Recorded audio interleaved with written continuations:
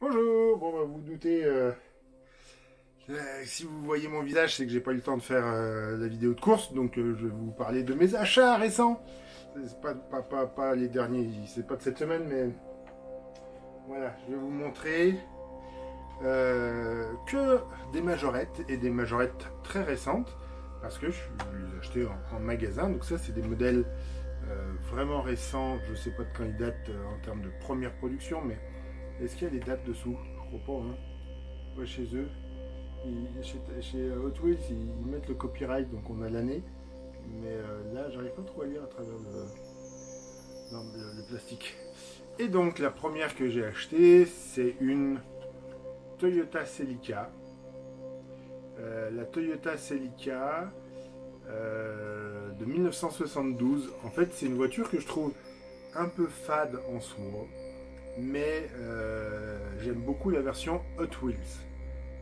Donc je vais pas mentir, j'ai acheté la version majorette parce que j'aime bien la version Hot Wheels. Je peux pas vraiment les comparer parce que ça doit pas être la même échelle, hein, elle me paraît très grosse celle-là, donc ça doit être du 1,55. Est-ce que c'est écrit quelque part? 1,56, j'étais pas trop loin, alors que Hot Wheels c'est du 1,64.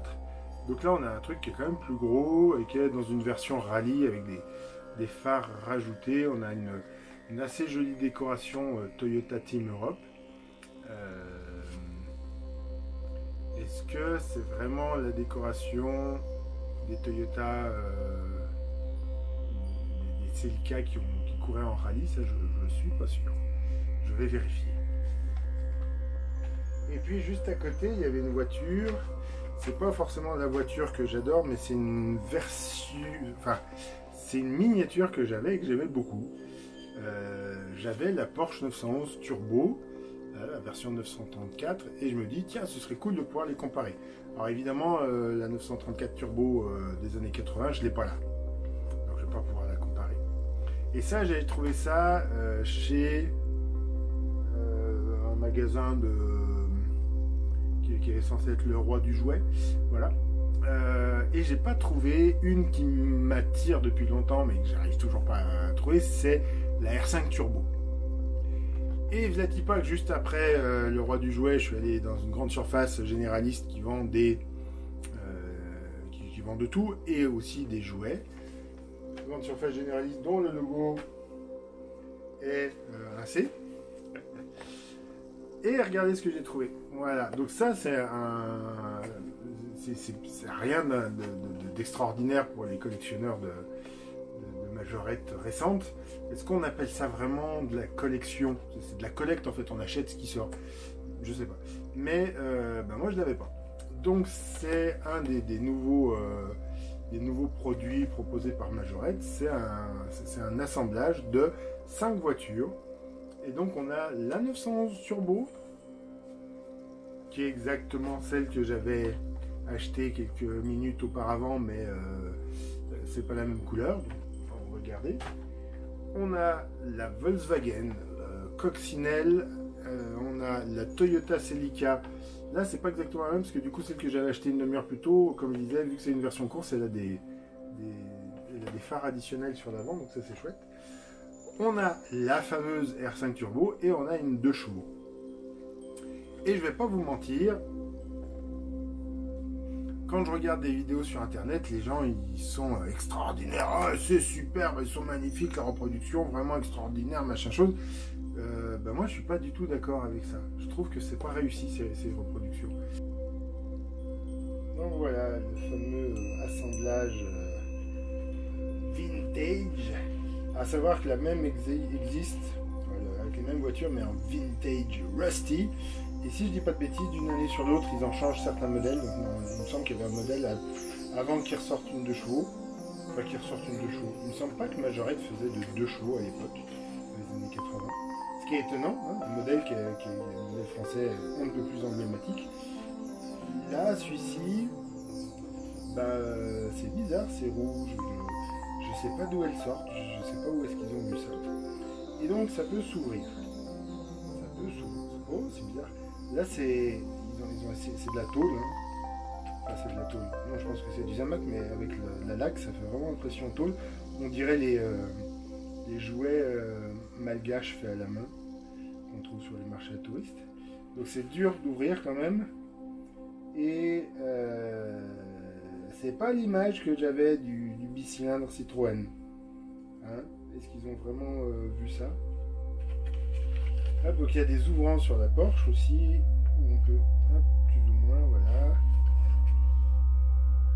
L'intérieur, c'est quand même pas tout à fait un vrai intérieur de Porsche, mais c'est surtout la taille des roues qui me choque sur la Porsche. Et surtout à l'arrière. Alors c'est vrai que la version des années 80 avait des roues, je sais pas comment ils appelaient ça, là, les roues extra larges à l'arrière, mais je pense qu'une Porsche a des roues plus larges que ça à l'arrière. Hop, la Volkswagen, il y a l'ouvrant aussi devant. C'est quoi? C'est pour voir le moteur. Et ça vaut le coup d'avoir une partie ouvrante pour arriver sur la structure intérieure. C'est vraiment chouette. Hop, la Toyota, c'est les portières. Donc la Toyota qui est quand même assez chouette, qui est assez grosse comme voiture. Et puis la R5 avec la partie arrière qui s'ouvre. Voilà, et donc on peut voir le moteur. On peut. Il n'y a pas de moteur. En fait, ils ont. Mais c'est quoi? Pourquoi ils ont fait un vrai coffre? Là, je suis vraiment étonné. Le moule est propre. Hein. Je vais surtout parler de la R5 Turbo. Le moule est très propre. Est-ce que je l'ouvre? Ouais, je vais pouvoir enlever la voiture sans tout démonter. Qu'est-ce que c'est? Ça tient tout au scotch. Qu'est-ce que c'est cette affaire? Pourquoi c'est scotché? C'est un lien en plastique, une sorte d'élastique. Hop, on va enlever l'élastique, on va pas le faire péter, comme ça je peux remettre la voiture dans l'emballage avec les autres après. Alors c'est une voiture qui existe, hein, la R5 Turbo, elle existe en solo, mais je ne l'ai jamais trouvée. Donc celle que j'ai pas bien fait gaffe, il y a une coulure de peinture, c'est dégueulasse, mais bon c'est rigolo, ça fera de la valeur en collection. Des jolis phares à l'avant, des phares cristal, tout le reste avec des points de peinture, la calandre qui est de travers, mais ça c'est pas grave. Ça roule. Peut-être que j'enlève. Que j'arrive à enlever. Allez, gentil, va-t'en, sans casser les roues. Bah, non, je crois que le seul moyen d'enlever l'élastique, en fait, c'est de le faire. De le couper, hein. Regarde ça, parce que ça m'a l'air mal embrigadé mon affaire là. Et si j'essaye de l'enlever comme j'ai voulu le faire, là, je crois que je vais plier les roues. Ouais, c'est ça, pour que je coupe. D'accord, c'est dommage. Alors, il y a plein d'informations là derrière. Majorette. Piqué. Ouais, je parle vraiment pas allemand, je suis désolé. Donc c'est bien pour nous dire que Majorette, c'est une marque allemande, hein, désormais. Fabriquée en Thaïlande. Échelle 1,56. Renault 5 Turbo. Je trouve que les roues sont très très moches. Je suis désolé. Et du coup, je suis obligé de comparer avec l'ancienne. Hein. L'ancienne, je suis pas sûr qu'il y avait les mêmes roues à l'avant et à l'arrière sur la voiture normale, mais là ça passait avec ces roues là. Ça passait, ça faisait vraiment un petit jouet. Mais là je suis désolé, la couleur plus les roues, pour moi ça fait tuning quoi, ça fait tuning de mauvais goût. Et puis, ah ouais, c'est pas tout à fait la même. Donc à l'époque c'était une 1,53. Donc elle est plus haute, plus longue, plus large. Bah pas tellement en fait. Voilà, elle a à peine la différence est pas flagrante sur la longueur, elle est pas flagrante sur la largeur. En revanche, en hauteur, oui, c'est un peu plus remarquable. Et c'est un peu dommage qu'ils soient partis. Pourquoi est-ce que c'est pas du tout le même genre d'échelle qu'avant? Je ne sais pas. Ils sont partis.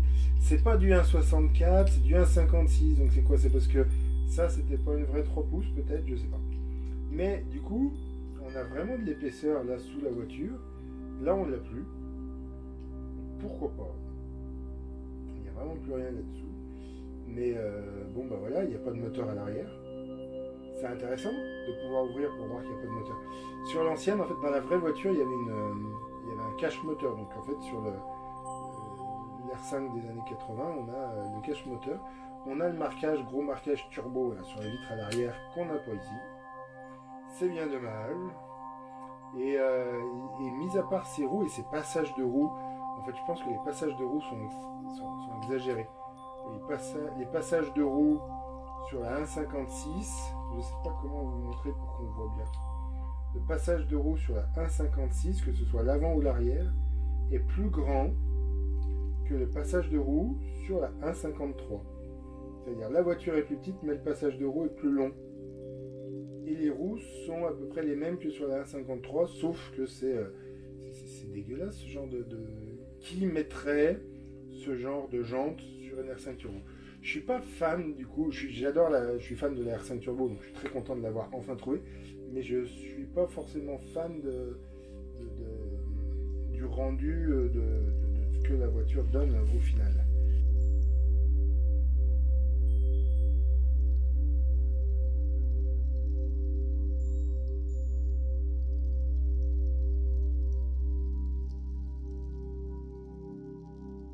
Oui, évidemment, si je dis du mal de ce qui sortent, des jouets qui sortent maintenant, il n'y a aucun fabricant qui m'offrira jamais aucun cadeau. Mais c'est ce que je trouve dommage, c'est que pour moi, quand j'étais gamin, les majorettes, c'était vraiment de la bonne qualité. Ça représentait, ça restait du jouet. On avait les Solido ou les Norev pour la collection, qui était plus grosse. Et on avait la majorette, qui était le jouet avec des formes assez proches de la réalité. On identifiait bien le produit, à la différence des Hot Wheels où c'était plus petit déjà, donc c'est plus léger, c'est moins qualitatif, du coup forcément moins bien défini à l'époque, et avec des formes déformées. Donc les majorettes de l'époque, c'était vraiment la classe. Et je suis désolé, mais je retrouve pas du tout cette classe, même si alors j'ai pas encore réussi à trouver la R5 Turbo par Hot Wheels. Je vais finir par l'acheter sur internet à des prix qui me font un peu mal aux fesses, mais je suis pas fan de ce qu'ils font là, quoi. C'est vraiment alors après voilà, je serais curieux de savoir. Majorette, c'est plus du tout français, ça appartient à un groupe international, donc le groupe est peut-être basé en Allemagne avec des capitaux je ne sais d'où, et je sais pas si c'est Majorette qui décide les voitures qu'ils vont produire, parce que ça par exemple, autant bon bah la Porsche, la Coccinelle, c'est des modèles qu'on retrouve partout dans le monde. La R5 Turbo, j'en ai déjà présenté sur mon Instagram, j'en referai des vidéos sans doute à l'occasion avec des modèles qui sortent, dont on ne sait pas très bien où, c'est surprenant de les voir. Mais je veux dire, quand vous voyez la tranche à 2 chevaux, est-ce qu'il y a un Français qui a validé ça, vraiment? Même la R5 Turbo, d'accord, il y a un ouvrant à l'arrière, c'est cool, mais l'ouvrant à l'arrière, on y met quoi dedans? Parce qu'il n'y a pas le moteur. Normalement, il y a le moteur, là, qui doit être visible. Et qui était pas vraiment visible, parce que dans l'ancienne version, parce qu'en fait, il y a un cache moteur dans la vraie voiture. Donc là, il y avait le cache moteur qui était représenté sur la R5 Turbo des années 80. Là on n'a plus rien, donc c'est un peu tristoun. Pour autant il y a une version bleue qui doit sortir. J'avoue que si je la trouve en solo, je l'achèterai parce que ça me fait marrer, et j'ai plein de R5 Turbo et de R5, donc si je peux trouver toutes les versions en petite, toutes les reproductions, je les achète, mais voilà, pas terrible quoi, en termes de qualité, en termes de couleur, en termes de... et donc, bah, qui décide? Comment sont décidés les modèles qui vont être lancés sur le marché? Qui décide de ça? Qui les conçoit? Qui les dessine? Voilà, j'aimerais bien savoir. Si vous connaissez des gens qui travaillent pour Majorette et qui peuvent répondre à cette question, bah, ça m'intéresse. Sinon, je vous dis à samedi pour une course. Et puis, d'ici là, portez-vous bien, portez bien le masque et tout. Et puis, continuez de vous amuser.